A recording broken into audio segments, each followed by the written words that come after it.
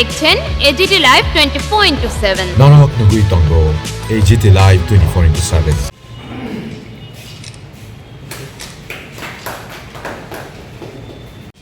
the Sri Christopher Tilakji to come in Tripura from so far a very marginal state of our country, and for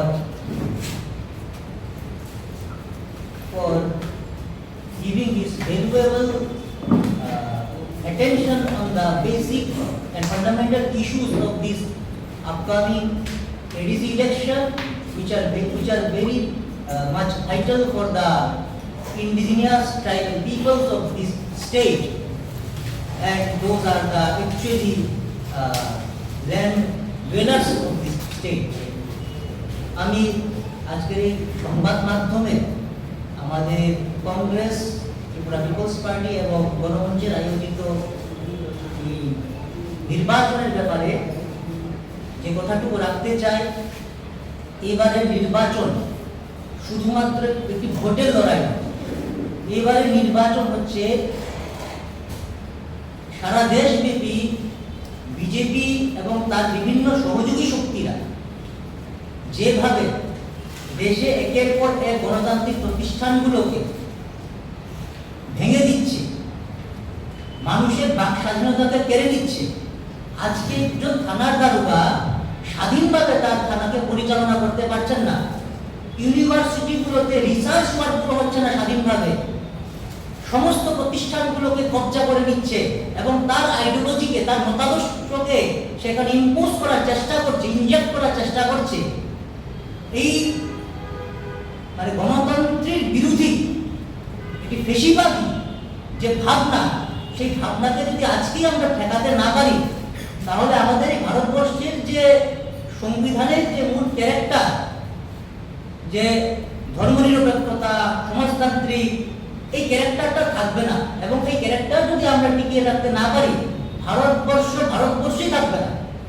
তো আমাদের এই দেশকে রক্ষা করতে, আমাদের এই সংবিধানকে রক্ষা করতে, ভারতবর্ষের মানুষের তার বেঁচে থাকার অধিকার যদি প্রতিষ্ঠিত করতে হয়, তাহলে শুধু দেশ কেন্দ্র নয়, রাজ্য নয়, ভারতবর্ষের সমস্ত নির্বাচিত প্রতিষ্ঠানগুলো রয়েছে, তা থেকে বিজেপিকে সরাতেই লাগবে।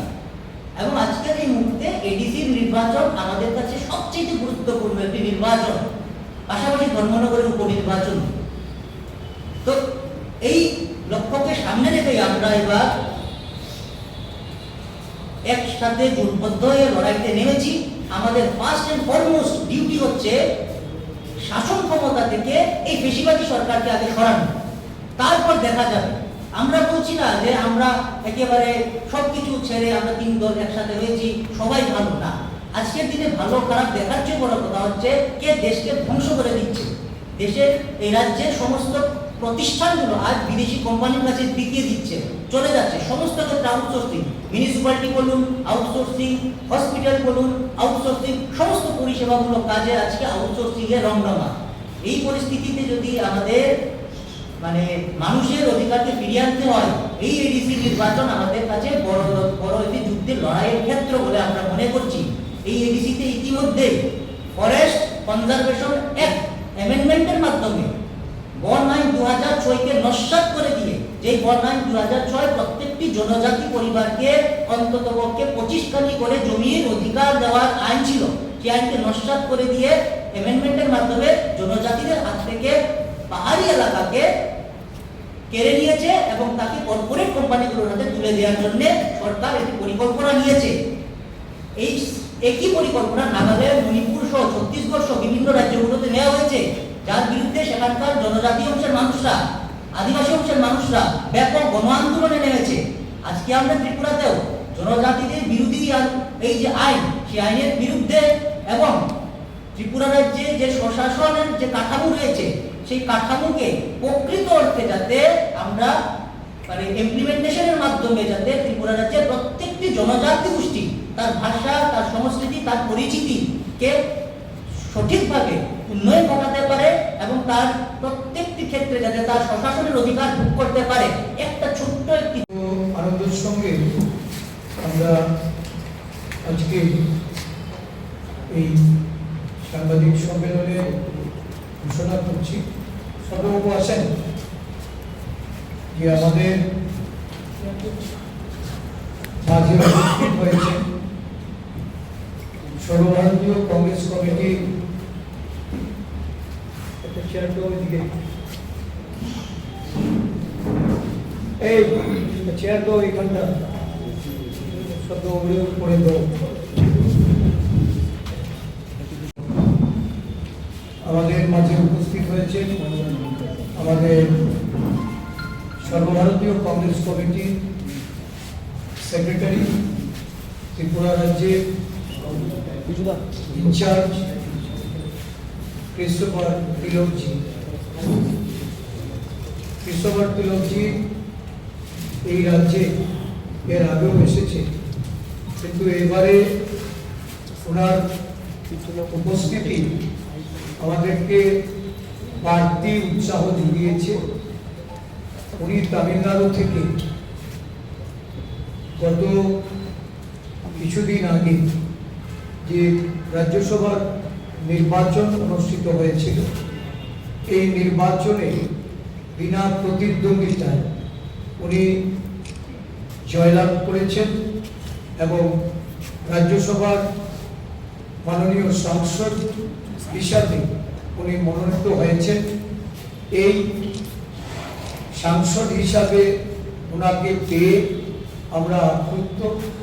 আজকে আমাদের প্রদেশ কংগ্রেসের পক্ষ থেকে ওনাকে আমরা সংবর্ধিত করব এবং ওনার দীর্ঘায়ু কামনা করে ওনার এই কর্মজীবনে এত ব্যস্ততার মধ্যেও উনি আমাদের পাশে এসেছেন, আমাদের সঙ্গে এই নির্বাচনী যুদ্ধে সহযোগিতা করার জন্য উনি এসেছেন। ওনার নিজ রাজ্যেও নির্বাচন অনুষ্ঠিত হচ্ছে, তারপরেও উনি আমাদেরকে সময় দিচ্ছেন, আমরা কৃতজ্ঞতা জানাচ্ছি। সাথে সাথে আমাদের সর্বভারতীয় সভাপতি মল্লিকার্জুন খার্গেজি, আমাদের সংসদের লোকসভার বিরোধী দলনেতা রাহুল গান্ধীজি এবং আমাদের প্রিয় নেত্রী সোনিয়া গান্ধীজির প্রতি আমাদের প্রদেশ কংগ্রেসের পক্ষ থেকে আমরা ধন্যবাদ জ্ঞাপন করছি যে একজন যিনি অত্যন্ত গ্রাসরুট থেকে উঠে এসেছেন, ভারতবর্ষের দলিত নেতাদের মধ্যে অন্যতম একজন নেতা রূপে এই জাতীয় কংগ্রেসের হয়ে বিভিন্ন রাজ্যে রাজ্যে গিয়ে সংগঠনকে শক্তিশালী করার কাজে উনি নিযুক্তি পেয়েছেন।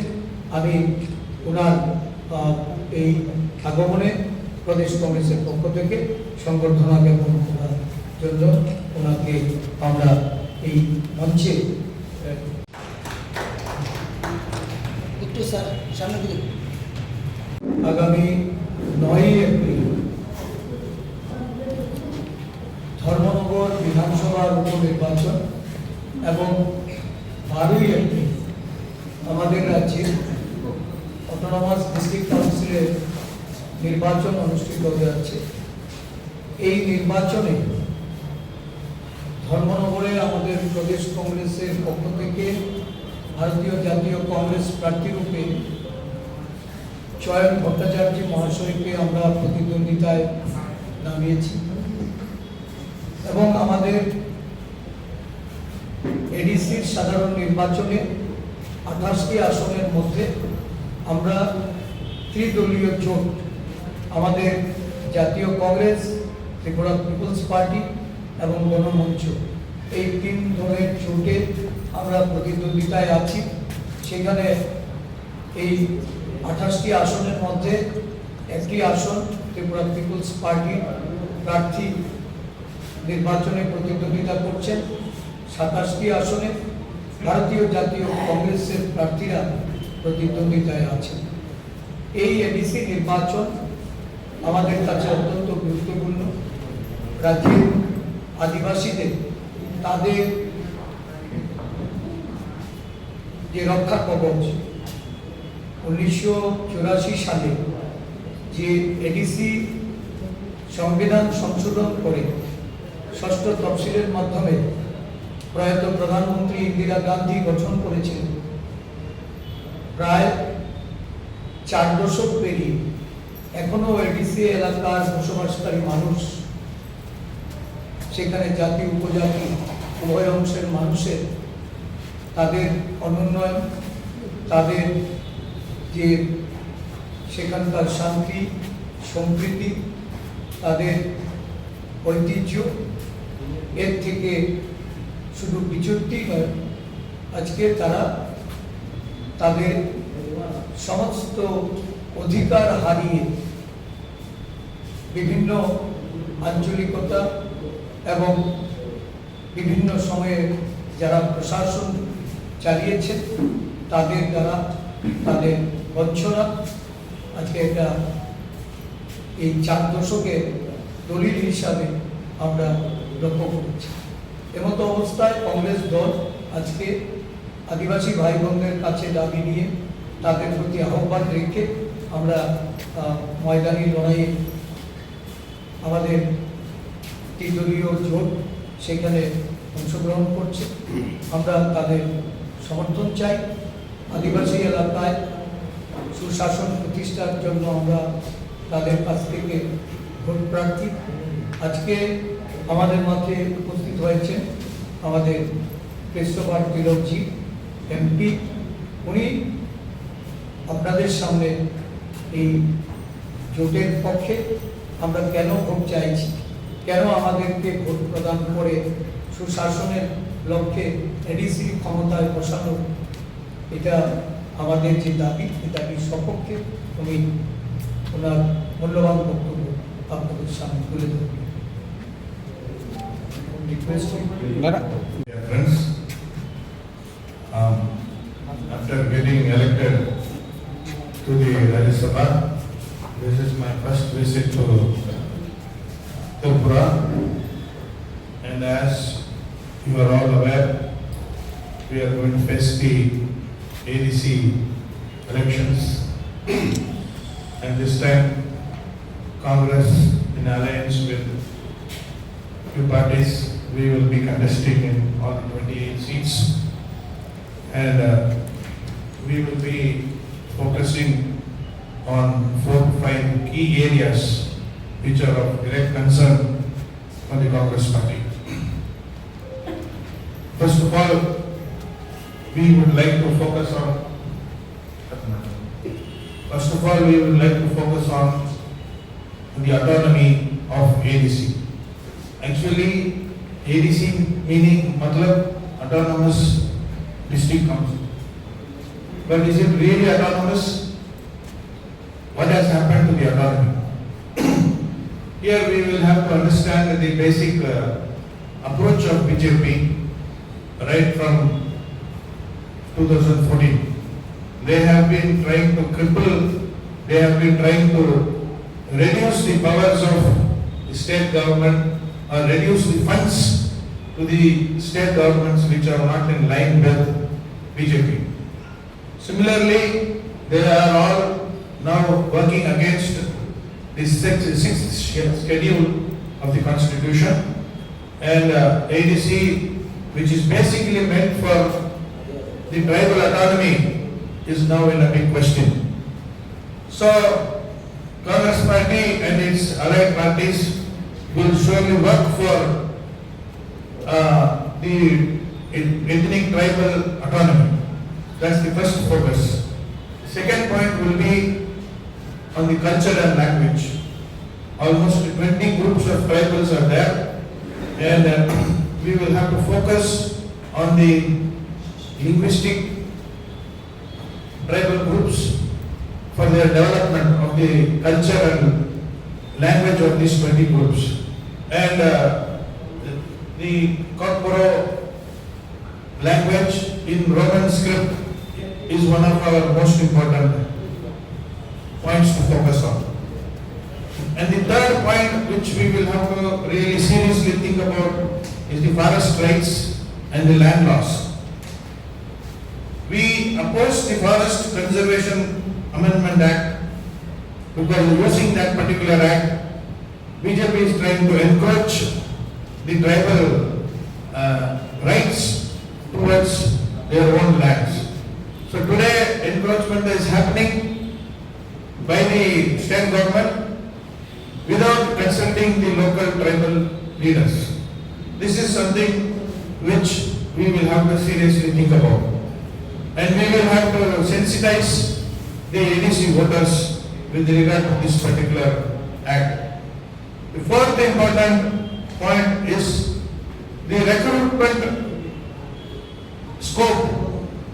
The recruitment scope of the ADC government. That is something which Congress will take up if we come to power in these ADC areas. And finally,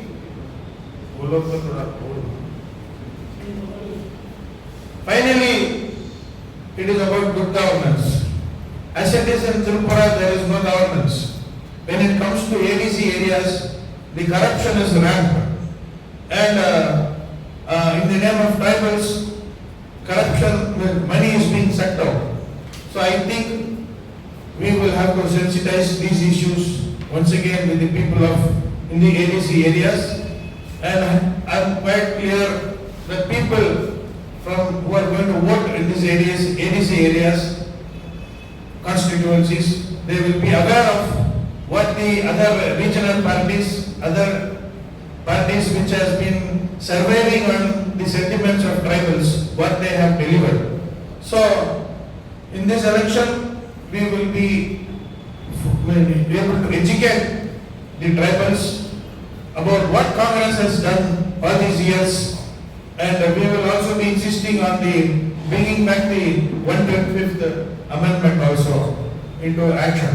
So, with this particular agenda, we are taking up this ADC elections, and hopefully we will be doing well. And I hope that the tribals in Tripura will really understand what Congress has delivered and what Congress can deliver in future. And as a newly elected Rajya Sabha member,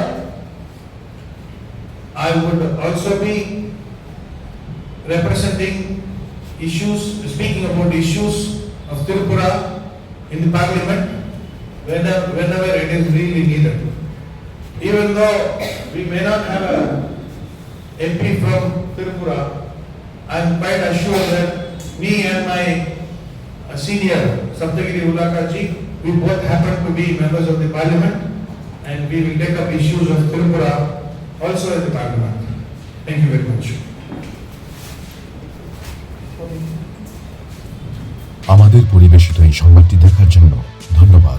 চিনিও কক্তমা নাইমা বাগুই বেলাই হাম্বাই। ये news content देखने के लिए शुक्रिया।